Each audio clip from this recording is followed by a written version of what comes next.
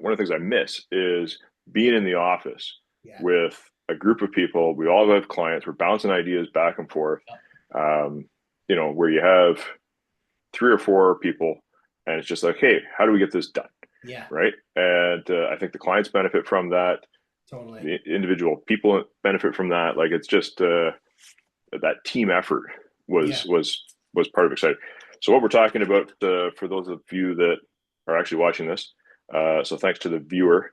I won't even go plural on that, but um, just about underwriting and on the mortgage side of things. Not 100% why I invited Jesse on here. So this was just gonna be a phone call. So I like touching base with Jesse Topp, and I'm gonna call him my guest, Yep. just in case we end up transforming this into the podcast, um, our naked real estate podcast, uh, where we bear all to Love it. get to the real nitty gritty of real estate. Um, but no, Jesse just brings a certain energy to everything he does, and I figured, you know what, I'm going to hit record on this because I think a lot of people can benefit from that. Yeah, right on. Um, Thanks, Brett. so not exactly the our typical podcast format, but let's roll with it. Yeah. Um, Jesse, do you want to just for the viewer give a quick detail on a bit about your background? Yeah, I got into my father was into real estate, watched him build wealth. I got into it. I owned a fitness center in Port Elgin, and opportunities came to me during the pandemic, or just in the beginning of the pandemic, actually, of somebody looking to sell their building and their business. I got into it that way. Bought a building, realized that's the only way I'm actually going to build some real wealth. Which just basically, I have an obsessive personality, massively obsessive. So once I got into it, I just went all in, just like you guys, just like you and Ram, Brett. Like 2 feet in, studied everything I could, hired. I think so far I've had like four mentors totaling about 150K in the last 5 years. Best money I've ever spent. Um, every time I'm with them, I learn more, and it just got me into the business as an investor. And then just recently, we had our first an investor buying properties Yeah. all over Ontario, and then down south. And then we had our son Meyer 2 years ago, and then Sarah and I just had a conversation, and you'd get this, Brett, for sure, about 3 months ago, and like, you know what? I'm gonna take a step back from investing. One, the market's pretty risky right now, if I'm being honest, which and from an investment standpoint. And then the other thing is I got my realtor license through these circles, which is awesome. And then I got my mortgage license recently, and I friggin' love it. It's hard, but now I'm obsessed with it. So I'm taking a step back from investing, and yeah, I'm just jumping 2 feet into more so mortgages. Actually, I have always loved the money part, right? And you and I have been buddies for a while. We've always talked about the money in real estate, not the like, oh, I love making the money. I fucking love that part. But the movement of money, and how it's lent, and how it's leveraged, and how it's built on relationships and ratios and documentation. And I don't know, I'm just a super nerd that way. Do you like that part too, Brett, of being mortgage? It's it's exciting when you're talking about big numbers. Yeah. Um, you know, with great power comes great responsibility, though. So Yes. you have to make Yeah. sure you're going into it absolutely with the uh, mindset that you're there to help people and Yeah. doing whatever we can to help them. Yeah. We used to think we were saving the world one deal at a time. Yeah. So yeah, it was great in that respect. And I think I shared the analogy that we had, a few months ago with you though. Like right now, underwriters are just acting like goalies, Yeah. right? It's like keep the deals out, Yeah. and it's frustrating. So um, yeah, it, there's ebbs and flows, and the one saying that I always bring is the pendulum never stops in the middle. Yeah. It's super hard, then it's super easy. We came through, we started seeing where the market was going in 2006, 2007, with the ninja loans, Hmm. no income, no job or I assets, know. uh, you know, and they started coming in, filtering into Canada, right, Yeah. with that same mentality. And I still don't know how we made it through 2008. It was, um, It's hard. but again, it was always with the mindset that we were going to help the client Yeah. and do whatever we can to help them. So we certainly weathered the storm and came out on top through that. Yeah. You mentioned about real estate being that risky investment right now. Um, if you were looking to invest, I don't think you can find a better spot than where you are in Ontario Oh, right now. if not Canada, man. Yeah, Like statistically, I know that you guys watch the numbers. I know you're the same type I am. I watch statistically what's going on, and yeah, it's good. The thing I say about being risky is one, it's hard to get money, as you know. Two, you have to have some capital sitting around. The economy's on a pretty big turbulence ride right now with everything going down south of us. Three, you got the landlord tenant on the residency side. The landlord tenant board is just well, it's better than it was, but it's still not good. I was there December. Unfortunately, I had to like give somebody the boot. I had to have the sheriff come 2 weeks into December, 2 weeks before Christmas. A young kid. It's like you feel like a complete asshole, but it's like what I don't know. I give you the opportunity, and yeah, then if it was me, I would for investment in Ontario here particularly, I would buy commercial. Just there's okay, a need for it. There's as you know, we have some commercial in town. I think actually we're going to sell one of them just because there's not a lot of commercial on the market right now. yeah, Free up some capital, and for me, commercial, just because you got the like 30 days no pay, you're out. The leases are more money on the mortgage side, as you know, when you re-leverage a building, particularly commercial. Yeah, it's hard to get the deal done, but if you can get it done with an A or one of the prime lenders, the big five, you can pull out a significant amount of equity, right? yeah, And a lot of times the commercial, like for us, we bought, not to go too nerdy, but you would get it because you and I are on the same page. I know you're way more advanced and way more experienced than me, but we talk, I know we both talk the same language.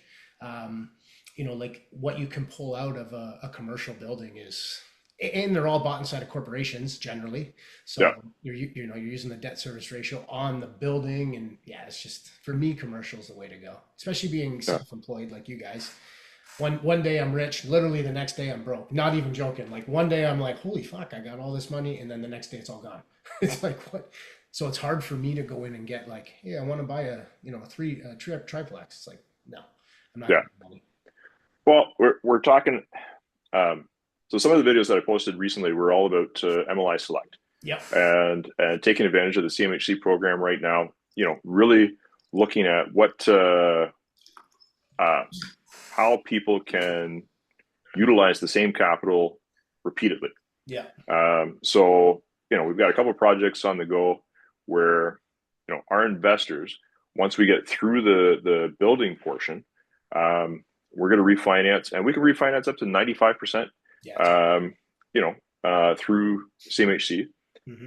And I was doing the math, and I'll force feed you to watch the video.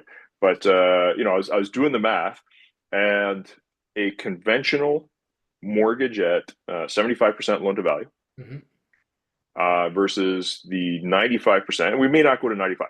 Like if you don't need to take all that money, then so be it. But at 95%, but because of the extended amortization to 50 years, Yeah. the insured rate, so you're saving 2 points, Yeah. all these different factors, it worked out that we were able to get close to $2 million more out of the mortgage Mm-hmm. and spend $9,000 a month less. Yeah. That's the beauty of Right? MLI. Yeah. Yeah. So again, that's on the residential side, absolutely, and for 5 units or more. Um, so that's what our focus has been on recently. Mm-hmm. Um, Couple that with anything that's building permit ready, like this year, where you can get stuff submitted to the municipality. They're hungry for it for the simple reason that the accelerator fund, Yeah. they figure all of that's disappearing by the end of this year. Yeah. So when we look at that and the HST rebates, all this sort of stuff, like it's for us, Mm-hmm. it's a no brainer to really focus on that, because we love Talk to me saying, about the hey, you know what, accelerator funds that comes. Sorry to cut you off. The accelerator fund that's coming to provincial government and trickling down to the municipalities. Is that the fund you're talking about? federal, yeah, but Oh, it, it's federal. but yeah. So you've got basically two streams coming down through the municipality, really to try and focus on infrastructure. Yeah. right? So, because again, that's a major cost for them. So the project we have in Guelph right now, we're going to have three affordable units. Hmm. So we're going to hit our 100 points with the CMHC MLI Select, which is great. Yeah. So we get the top level finance. Anyway, but City of Guelph right now, they're looking at funding us $25,000 per affordable unit because that's money that they're getting from the Accelerator. uh, accelerator fund. So, Hmm. so for them, it's great. They're also waiving their portion of the development charges. Yeah. They can't waive the school portion, right? Hmm. Because it's not theirs to waive. Yeah. But yeah, so again, lots of bonuses. We ran through it, and even with getting less rent, because overall, like you're making affordable units, so there's going to be less rent on the table. Even with less rent, our cash flow was still improved. We feel that the overall value of the building is still relatively close. But then, most importantly, to exactly what you're saying about rich and poor, we can help our investors refinance right up and get every penny that they invested initially Yeah. out, and maybe even then some, Yeah. which allows us to move on to the next project, Yeah. Totally. and keep it going that way. Now, this time next year, are we still talking about MLI Select because some of those programs have disappeared? Maybe, maybe not. Yeah. Seems But like a pretty good program right now. It's been yeah, going on for a bit. my biggest issue. So this will predate you. I think you may have been a teenager at this point, but so CMHC had a program, and it was a small window, right? So we're talking that 2005, 2007 era, Hmm. right? 100% financing on rentals, okay, with Hmm. a 35-year AM, okay. Hmm. I was talking to as many people as I could saying, this is going to disappear. There's no way that they will do this forever. But Hmm. you can buy thousands of rents, use the same money for your down payment, deposit, and all this sort of stuff. Like, just let's go nuts. Yeah. And everybody's like, whoa, wait, I got to think about it. I got this, I got that. And Let's go sure think enough, about it. right, as Yeah. soon as CMHC hits that threshold Yeah. of, hey, we're overweight by a dollar. Like Yeah. they don't wait. Like, Yeah. hey, we're overweight. We're stopping that program Yeah. because they had programs them and at the time it was Genworth. Hmm. They had programs for self-employed Hmm. people to 99. Like it was awesome, Yeah. right? And make sense programs.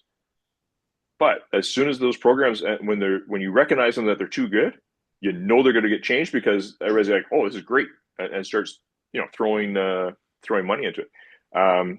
No different than MLI Select. You got to They've wonder how already done many it. MLI Select deals come in a day or a week.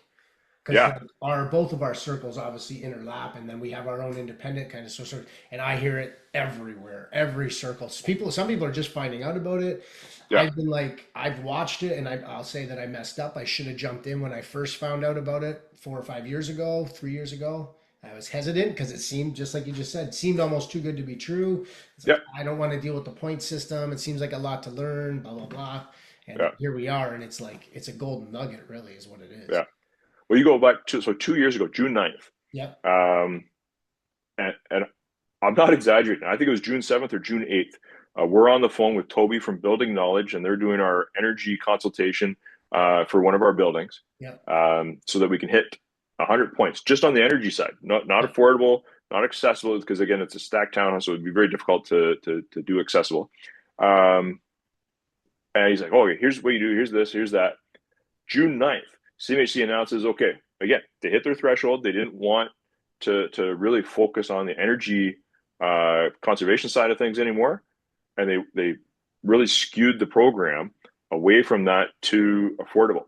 So we had to change gears entirely, and get away from the accessible aspect, or sorry, pardon me, Yeah. the energy side of things, and say, okay, what do we need to do to hit the points on the affordability? Yeah. But to their credit, one of the things that they did was really work hard on it, outlining the details of that. And so now you can, with great confidence, put together your application properly, know exactly what to expect, that it's not hit and miss. Yeah. So, and I'll pitch this to you and our viewer. We are working with realtors because we know that they've got clients, that want to do this, and we're treating it like their deal. Hmm. So if it's a $4 million build, we're treating it like they just bought that for their client, not Yeah. just the $400,000 parcel of land. Yeah. So it's a great opportunity for realtors to say, hey, you know what, we believe in this program. Hmm. We believe that our clients are going to ultimately benefit from this the most. And when they get the money back, they get to redeploy it into more stuff. Do it again. Yeah, Yeah, it's a great system for sure. yeah. But what what are you seeing by way of um, demand for rental up your way right now? Well, you know, Yeah, but the viewer doesn't. but I Well, want you to say it. I'll put it to you this way: we have rentals; they're all full. Yeah, You have some room rentals; they roll over, but generally people stay. yeah, I do property management. I've got way too much on the go. That's what I've realized, man. I've got real estate, the gym, mortgage broker, mortgage agent, sorry, property management of this big commercial building uptown, fuck, whatever else I'm into. Anyways, the property management though, it rings every day. Every single day I get something. And it's like, it is, and I'm not exaggerating, it is rare that I go by a day where my phone doesn't ring for some sort of rental. Now that yeah, I have my realtor face all over the place, people know that I'm tied with different rentals and I have some stuff in town literally yeah, every day. 9 times out of 10, I would say 70% of the time, it's for Bruce Power workers. And you know, yeah, another big market that's actually up here right now is healthcare, traveling nurses. I've been getting yeah, quite a few that. And Tim Hortons. Tim Hortons is must have some program where they're yeah, bringing people by the numbers, and they need to house these people. Rooms. They're all looking for rooms. I've yeah, almost been flirting around getting another house for rooms, but they're just, what hat do you want? You're the same way, Brett. Like, what hat am I wearing today? Right. And it's like, it gets to the point, especially with mortgages, where I feel like I'm serving people. Say I've done this year 8 deals, 9 deals now. I feel like if I was 100% in there, I would have been able to give better and a more service, and it's more fulfilling for me. So we didn't do the rentals, but there is a rental market here for yeah, sure. I'll go yeah, on record and say that. You have to really, yeah, it's here. It's here and it's not going anywhere. yeah. And so a mix, though, Yeah. long term, short term stuff, Yeah. midterm, Yeah. corporate. Corporate, definitely. Buildings, commercial. That's why we're thinking of selling the one thing that we have right now. Yeah, But a lot of it is just transient trades workers. And I'll tell you, some people are like, "Oh, I don't want a trades worker living here. They all drink and smoke." That's not true. A lot of these guys that trades workers are known for that. Maybe that's not for me, but that's what people think. These guys are, a lot of them are married. They have kids back home, a wife back home. They're here for 3 days. They work like 16 hours a day, and then they want to go back home and see their family. They're literally, Bruce Power's not hiring people that's, I'm sure some get through, but their people aren't up there doing the like shitty stuff, right? yeah, They have, Bruce Power probably has one of the best screening programs in Canada. Like, you're not just working at the nuclear power plant if you've got some substance issues, so we'll say. They're no, fair hiring enough. clean cut trades workers. So we find that the room rentals that these guys, and they're great guys, man. They're blue collar trades workers, straight up to the point. Never do I have to chase them for money. Sometimes I got to tell them to clean their stuff up, but like, Well, they're they worked hard to get where they are too. Like yeah. it's yeah, They just they want to don't they want to just blow want it. to go work, make their great money, and then go back to the city with their family. Or a Yeah, lot of them are actually from out east, and they're okay, great people, man. Great, yeah, good people, honest, hardworking, down to earth people. But yeah, yeah, there's definitely a need for rental market here. There definitely is. yeah. So We should the other develop thing, a Hooker Street lot. We should. That's what it's sitting there for. Well, that's why yeah, we bought it. yeah. No, we'll put whatever you want. Yeah, we really Yeah, should. yeah. So one of the things that I hope you don't mind me sharing is you just got back from Mexico. Yep. How was that? That was awesome, man. You know the Yeah, news. Not like a crazy tinfoil hat person, but like we know the news enough. We have friends in Mexico because we used to, before we bought in Dominican, we used to go to Cancun all the time. So we have some friends. So that whole thing went on the day before we flew out. So I just called him, right? In the news, oh, don't go. It's fucking chaos. I just called him, buddy. He owns a gym down there. Hey, what's the deal? He's like, man, you're honestly believing that stuff? It's fine. It's like, I'm walking downtown Cancun right now. Everything's fine. So we went down, no issues at all. There's nothing. It's fine. perfect. You get just as much trouble going through Scarborough at 11:30 at night. 100%. Yeah, Scarborough area. yeah, Yeah, no, exactly. yeah. Nice. Would you buy in Cancun? Not me personally. Okay. Just for a few reasons. I like Cancun. I don't like the airport. The airport's too long. I love the Mexican people. There's a massive tourist drive there. Obviously, all resorts. The short-term rental market is different than it is in Dominican. Dominican, where we have stuff, there's no resorts. There's one resort, so people come for short-term rentals, and the return Yeah, on it, like the cap on it's like 8 to 10% statistically. I think it's personally higher in the right place, but whatever. But there's a known demand for short-term rentals. Where to buy in Mexico for short-term rental, I feel like, and I could be wrong, I could be wrong, but just from like what I see, I feel like the demand there is for resort style living. Cabo yeah. might be different. Now, I know you guys go to Cabo. Cabo might be different because I don't think there's as many resorts there as there is in Cancun in my end, is there? There's a mix, Okay. right? There's certainly a mix. And where Jason is, Mhm. on the way to La Paz there, Yeah. um, it's only short term. There is no resort, Yeah. right? And it's labeled as one of the top kite surfing areas in the world. Yeah. So people are drawn there Yeah. just for that. Yeah. So and the beach is beautiful. They're awesome. Yeah, I love talking about beach this time of year. I'm looking outside and seeing the When are you gray guys going? weather. And When are you guys what's going? that? You usually go to Cabo for We quite a bit. yeah, we went Puerto Vallarta, Oh, did you? beginning of like right at Christmas. Yeah. Good. Yeah, and yeah, we were supposed to be going to the Century 21 conference Yeah. next week, and we ended up canceling that. We've got just too many things on the go here. So I hear you. um, yeah, that was out in BC this year. Yep. It's their 50th anniversary. So Nice. yeah, that was good. Cool. I have to wrap it up. I gotta go. Yeah, I have a 1 o'clock there. Underwriting course. Is it yes, weird? Is it weird that I get excited about that? yeah, Literally a been little. thinking about it more. It's like today's the day for underwriting. Yeah. Yeah. Well, again, we'll talk further about that. Yeah. Maybe you want to um, maybe you want to look at some of the systems that we employ for getting deals closed in terms of document collection and that sort of stuff. So Totally. Awesome. yeah, Sounds good, Brett. but all right, thanks, Take Jesse. care, We'll talk pal. soon. Good to talk All to right, you, man. always. See Cheers. you.